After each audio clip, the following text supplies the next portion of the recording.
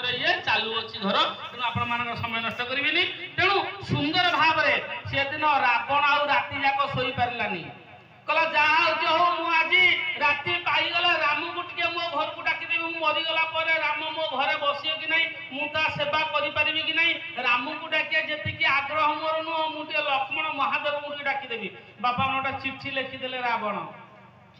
हे दशरथ नंदन राम मु लंकार अधिपति रावण तुम शत्रु हेले मित्रता रूप आपण को निमंत्रण करुच्ची मो घर को अतिथि रूप पदार्पण करेंगे आसला बेलू बिना अस्त्र मो घर को आसवे आपणकर यदि इच्छा अच्छी आसी पारंतु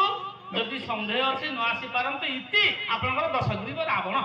कथा सरीगला शुक सारण नहीं चिठी टे पढ़े राम पाखे राम पढ़ी सारा कहले लक्ष्मण अरे रावण आमको निमंत्रण कर लक्ष्मण भाई के बारंबार चाहिए जी आम शत्रु एत युद्ध कला सी आमको डकई घर को जा कौन भावुच लक्ष्मण ना ना प्रभु नगले भल हाँ अरे जड़े डाकुची मित्र हिसाब से सी मो शत्रु नुह ता कर्मटा शत्रु हो डाकुची जीवा जे लक्ष्मण अस्त्र नबानी लक्ष्मण मुंडे हाथ मारिदे कहले प्रभु केड़े दयालु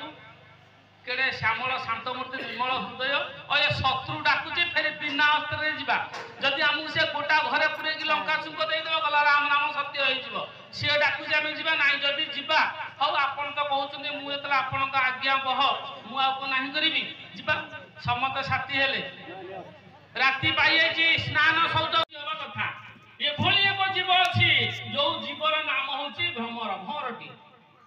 स्वामी स्त्री मिलन नहीं मात्र वंश बढ़ुची केमती कहला आज्ञा आप देखिए जो टगर गछ पाखे अच्छी अनेक फूल गछ कि कौन गछ थी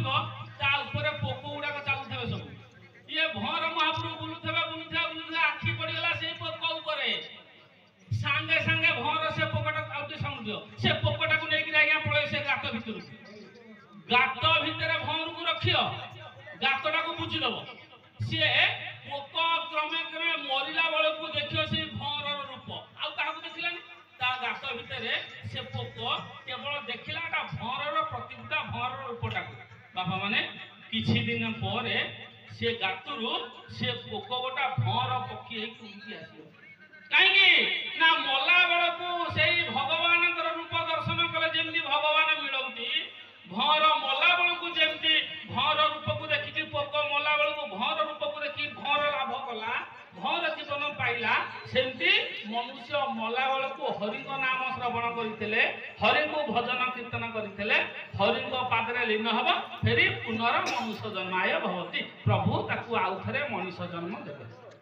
तेणु आपण मैंने समस्ते भागवत शुणु आपण समस्ते भगवान लीला भगवान कीर्ति भगवान गुण को अर्चना कीर्तन बंदन करंतु मात्र जगन्नाथ भाषा मूलटी अटई विश्वास कहती जगन्नाथ दास आपण मैंने विश्वास करंतु मो पाखरे मो गुरु अछंती आपण मैंने विश्वास करंतु मो गाँव में सारथी महाप्रभु अछंती आपण मैंने विश्वास करंतु दुनिया रे धर्म अच्छी जदि धर्म न थांते भगवान महाप्रभु न थांते ताहले दुनिया रे मनुष्य चल प्रचल करि पारंता नाही धर्म अछंती भगवान महाप्रभु अछंती समस्त अछंती मात्र आमे मानिबाटा एवं भगवान को विश्वास करबाटा होची आम ऊपर निर्भर आपण देखंतु काहे कि आम मुंडठी